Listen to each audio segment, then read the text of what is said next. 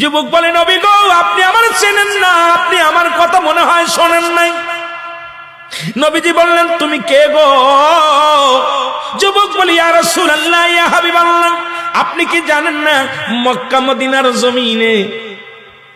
মদিনার জমিনে যত কবর দেয়া হয়, এই কবর থেকে লাশ কাপনের কাপড় চুরি হয়ে যায়।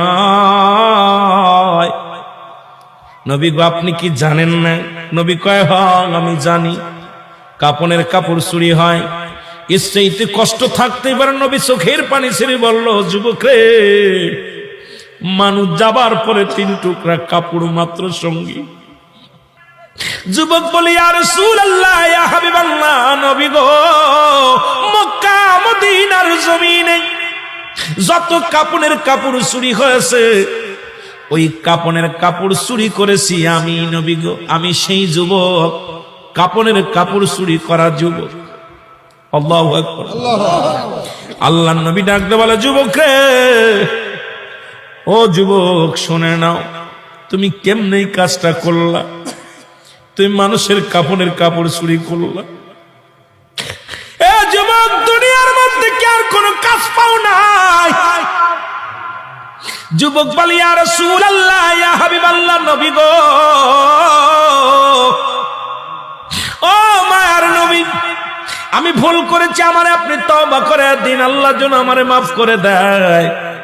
যুবক বলে, আল্লাহর নবী বলে, যুবক রে, তুমি তওবা করো, তওবা করলে আল্লাহ মাফ করে দিবে। যুবক বলে, নবী গো,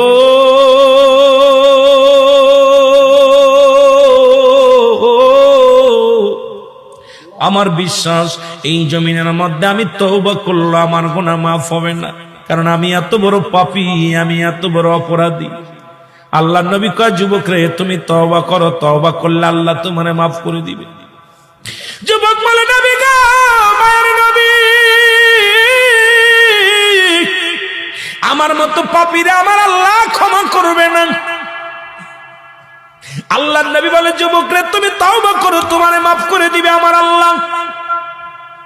যুবক বলে, নবী গো, আমি শুধু কাপনের কাপড় চুরি করি নাই।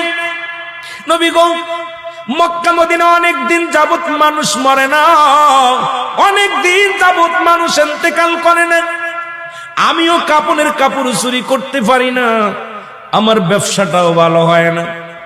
হঠাৎ শুনতে পারলাম পার্শ্ববর্তী এলাকার মধ্যে একটা মহিলা মারা গেছে, সুন্দরী এক যুবতী মারা গেছে।